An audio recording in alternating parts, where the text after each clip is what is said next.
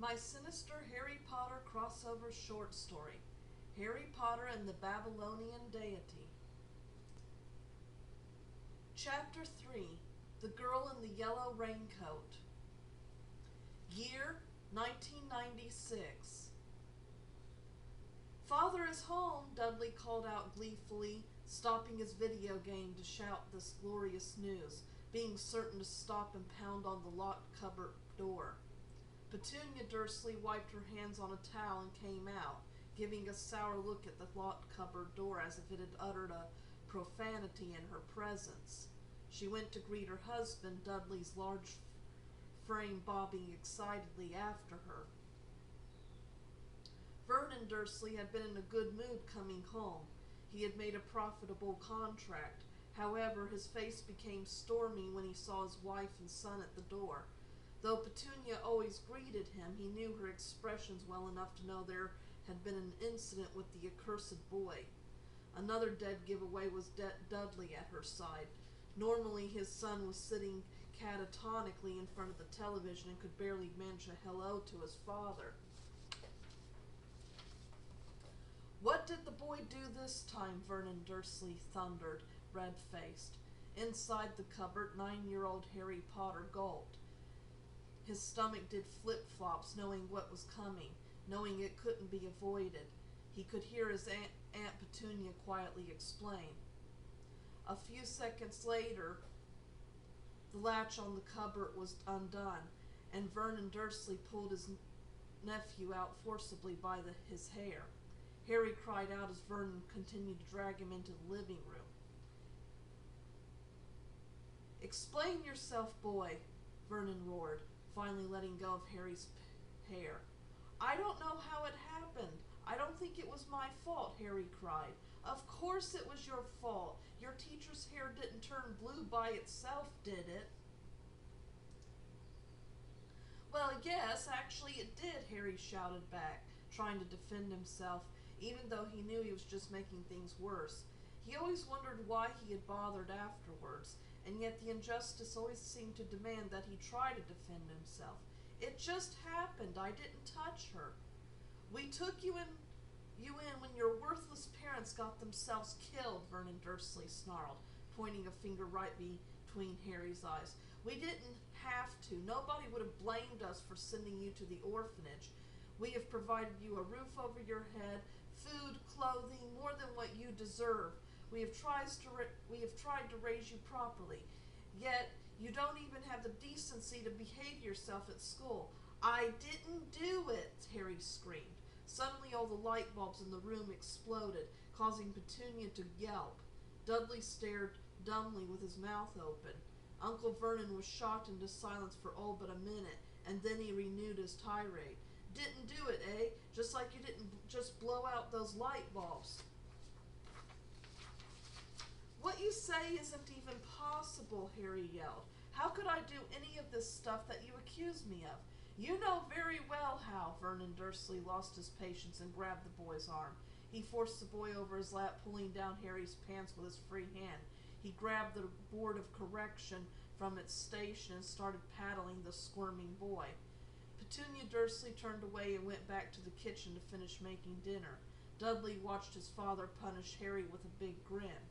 Unbeknownst to the family, another pair of eyes was watching the scene. Bagul watched the screaming child over the man's lap and decided the time had come for an introduction.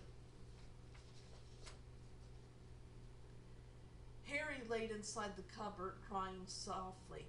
It wasn't just from the pain and humiliation of the punishment. It was the frustration over his situation. The Dursleys always told him he should be grateful that they took him in, but frankly he wished they had handed him over to the orphanage. Though he had heard horrible stories about orphanages, he couldn't imagine anything being worse than the Dursleys.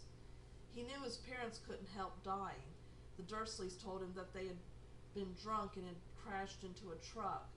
Harry had gotten a scar on his head when he had been tossed out the windshield. Somehow, though, Harry didn't quite believe the Dursleys. Perhaps he didn't want to believe his parents were bad people, but he also knew the Dursleys often painted him out to be a bad person, and he wasn't. Sometimes Harry felt abandoned, though not exactly by his parents. Somehow he felt that there were people out there who knew about him, maybe other relatives or friends of his parents. From his youngest memories, he could remember wishing that one of these people would come and rescue him. Every time he heard a knock at the door, his heart would be hopeful. He always looked at the letters that came in through the mail slot, hoping one would be from a long-lost relative stating they were coming to take him away. With each incident like today, hope faded from his heart. Nobody cared about him. His stomach growled in hunger. In addition to the spanking, Uncle Vernon had sent him to the cupboard without dinner. Harry hadn't eaten anything except a box of raisins and some stale crackers that he had grabbed at breakfast after Dudley had finished the box of cereal. There had been enough for both of them, but Aunt Petunia hadn't let Harry out of the cupboard before Dudley had helped himself to Harry's portion. He missed out on lunch when Dudley tripped him and caused him to spill his tray on the floor. Harry's stomach growled again and seemed to knot up inside him. He felt queasy and weak. Why? If no one was going to rescue him, he wished sometimes someone would at least answer that question. Why did people treat him so badly? It wasn't just the Dursleys, though they were greatly responsible for much of Harry's woes. They usually kept him hidden, but when they were forced to display him before other people, they often said such horrible things about him that other people were wary of him. He had a reputation for being troubled and wicked. Many things that Dudley did were blamed on him. Dudley was known as a bully at school, and that caused many of the kids to avoid Harry, worrying that befriending Harry would draw Dudley's wrath, which it would. Harry had given up on finding a defender or friend at school years ago. These days he just tried to disappear. Yet the unsettling thing was that strange things did seem to happen around him. Though he denied that he was responsible for them, part of him actually wasn't sure.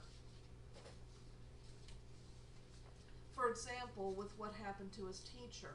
Mrs. Broom hadn't needed the Dursleys to turn her against Harry. The first day he walked into her classroom, he could sense her mentally marking him off as a bad seed. Mainly it seemed to be due to how he was dressed. Harry didn't have much choice in how he dressed. It certainly wasn't a fashion statement that he wore clothes that were baggy and much too big for him. He received Dudley's and Uncle Vernon's hand-me-downs. The problem in both cases was that both were taller and fatter than he was. Aunt Petunia tried to take the clothes in to make them fit better, but she wasn't entirely successful. Harry tried to console himself that at least the Dursleys didn't force him to wear Aunt Petunia's hand-me-downs.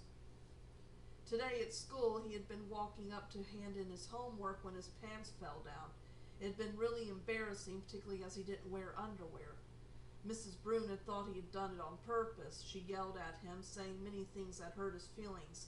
He was angry because he couldn't understand how she could possibly think he had any control over what he wore, or that he would have purposely pulled down his pants. Mrs. Broom didn't have blue hair, but suddenly her hair turned blue as Harry thought about how much she reminded him of a monster woman in a movie he had seen who had, among other horrible things, blue hair. Harry didn't know how it happened, though, or whether it was his fault. Suddenly he felt a weight on his bed and heard a giggle. He turned and yelped when he saw a little girl sitting next to him. She had dark rings around her eyes and her mouth. She had curly blonde hair, and she was wearing a yellow raincoat. The raincoat had some splatter on it and looked like blood, as did her jeans and boots. Harry was too shocked to say anything. He just gawked at the little girl. She took something out of her pocket. It was a sandwich. Though he didn't know who she was or how she had come to be there, Harry's stomach wouldn't allow him to refuse a sandwich that was offered to him. He had taken 3 bites before he realized he hadn't thanked her. "Thanks," he said, though it sounded muffled because his mouth was full. The girl smiled. "How did you get in here?" Harry asked after he finished the sandwich. The little girl smiled and put her finger to her lips. "Shh." Then she got up and walked through the cupboard door.